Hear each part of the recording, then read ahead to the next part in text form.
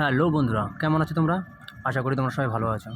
তো আমি সকাল সকাল ঘুম থেকে উঠে গেছি। মামা আমাকে ঘুম থেকে ডেকে তুলে দিয়েছে।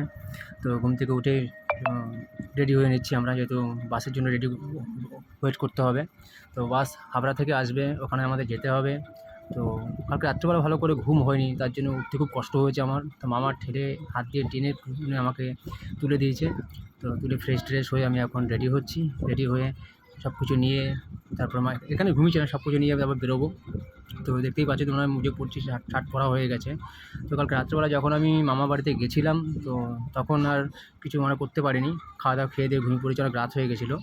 তো তার জন্য আমি কোনো কিছু দেখাতে পারিনি। তো চলো, আমরা বাসের জন্য ওয়েট করছি। তো এখানটায় অনেকক্ষণ আমাদের দাঁড়াতে হয়েছিল। তো বাস আসার কথা ছিল আপনার 5টার সময় আসার কথা ছিল। তো এখানে আমরা দাঁড়িয়ে আছি প্রায় সাড়ে ছটা অবধি দাঁড়িয়ে আছি, যে বাস আসবে বাস আসবে। বাট বাস আসছিল না। বারবার কন্টিনিউ সবাইকে ফোন করা হচ্ছিলো যে বাস টিকিট বুক করা হয়েছে, যে এখন অবধি বাস কেন আসছে না। তার জন্য আমরা সব বাসের জন্য ওয়েট করছিলাম। তো তারপরে আমাদের বাস চলে এসছে। তারপরে চলে আসার পরে বাসে বসে আমরা অনেক টায়ার্ড হয়ে যাচ্ছিলাম। তো তার জন্য আমরা ঘুমিয়ে পড়েছিলাম, মামা ঘুমিয়ে পড়েছিল। তো কিছু খাওয়া দাওয়া করার জন্য আমরা কোলাঘাটে নামলাম। কোলাঘাটে নামার পরে ওখান থেকে আমরা কিছুক্ষণ হোল্ড করলাম। হোল্ড করে চিপস ফিস এসব খাওয়া দাওয়া করে তারপর আবার বাসের দিকে রওনা হচ্ছি। তো বাসের থেকে রওনা হয়ে ওখানে আবার তোমাদেরকে। তো খাওয়া দাওয়া সারার পরে আমরা আবার কোলাঘাট থেকে ওখান থেকে আবার বাসে উঠেছিলাম।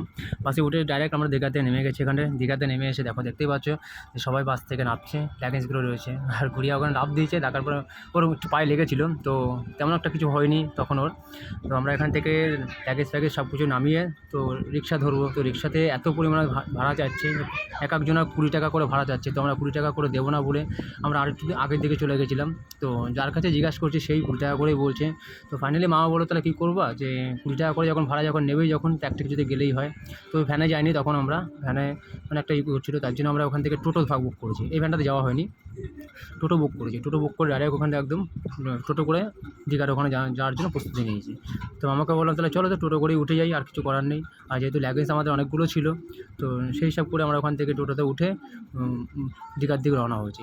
তো চলো আমাদেরকে দেখাচ্ছি। তো দীঘাতে যেতে যেতে এখানে যে একটা মন্দির পড়ছে, তোমার হচ্ছে জগন্নাথ মন্দির। জগন্নাথ মন্দিরটা যে করেছে, এটা এখনও পুরোটা কমপ্লিট হয়নি। ওটা অনেকটা কাজ এখনও বাকি রয়েছে, অনেক কাজ। তো মনে হয় 24-এ হয়তো, আশা করি হয়তো কমপ্লিট হবে না, হয়তো 25 বা 26-এ গিয়ে কমপ্লিট হবে। তো তোমরা দেখতেই পাচ্ছ এখন অবধি শেষ হয়নি। আমি যতটা পেরেছি তোমাদেরকে নিয়েছি। তো ফাইনালি আমরা দীঘাতে চলে এসেছি। এসে আমাদের রুম নেওয়াও হয়ে গেছে। রুম নিয়ে আমাদের রুমের ভিতরে চলে এসেছি। তো ওখানটায় এত পরিমাণে দাম বেশি ছিল সব কিছুর, তো কী বলবো তোমাদেরকে, অনেক দাম বেশি ছিল। তা মোটামুটি ফাইনালি হালকা পাতলা কিছু খাওয়া দাওয়া করে আমরা আবার বেরিয়ে পড়েছি আমরা দীঘার দিকে। চাই দীঘাতে এসে স্নান না করলে কী করে চলবে, তাই না? স্নান তো করতেই হবে। তো প্রথমে একবার গেছিলাম, তো তখন অনেক জোয়ার ছিল, তাই জন্য আমরা স্নান করতে পারিনি। তো আবার দুপুরবেলা রেস্ট নিয়ে এসে তারপরে আবার স্নান করতে দিকে গেছি। বাট ওখানে অনেকটা জল ছিল, যার জন্য ফোনটা নিয়ে যেতে পারিনি। তো স্নান করার পরে আমরা আবার তোমাদেরকে দেখাতে পেরেছি। তো কিছু করার নেই, যেহেতু দেখতেই পাচ্ছ তোমরা এখনও অনেকটা জল ওখানে রয়েছে, যেহেতু জোয়ার রয়েছে।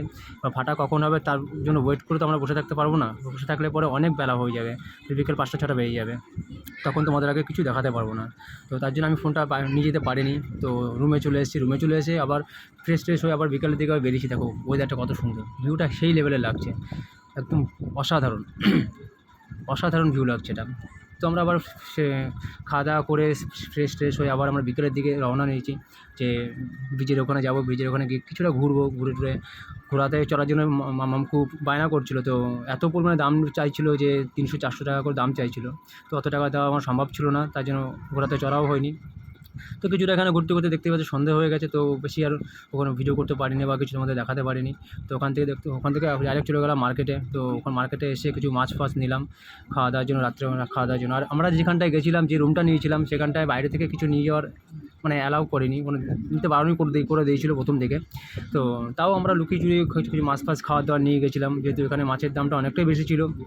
এক একটা মাছের দাম অনেক বেশি, তার জন্য বেশি কিছু নিয়ে হালকা কিছু খাবার দাবার নিলাম। রাত্রেবেলা খাওয়া দাওয়া নিয়ে খেয়ে দিয়ে ওখানটায় দেখতে পাচ্ছি যে ভোলা মাছটা, এই ভোলা মাছটার দাম চেয়েছিলো আপনার হচ্ছে 120 টাকা, যেটা আমাদের এখানে অনেক কম দামে পাওয়া যায়। কিন্তু সমুদ্রের ওখানে মাছের দাম কম হওয়ার কথা, কিন্তু ওখানে সব থেকে মাছের দাম বেশি। তো বেশি হলেও তো কিছু করার নেই না, কিনে তো খেতেই হবে। তো আমি এটা জিনিস ভাবতে পারছি না যে যেখানে সমুদ্র যেখানটা সেখানটায় মাছের দাম কম হওয়ার কথা, আর সেখানটায় এত পরিমাণে মাছের দাম বেশি। তো যাই হোক, ওখান থেকে আমরা তাড়াতাড়ি করে কেনাকাটা সেরে আমরা তাড়াতাড়ি করে রুমের দিকে চলে এসেছি, কারণ কালকে আমাদের তাড়াতাড়ি করে ঘুম থেকে উঠতে হবে। তো ভিডিওটা এখানেই শেষ করছি। ভিডিওটা যদি ভালো লেগে থাকে লাইক শেয়ার কমেন্ট অবশ্যই করে দিও, আর আমার চ্যানেলে যারা নতুন আছে প্লিজ সাবস্ক্রাইব করে দিও।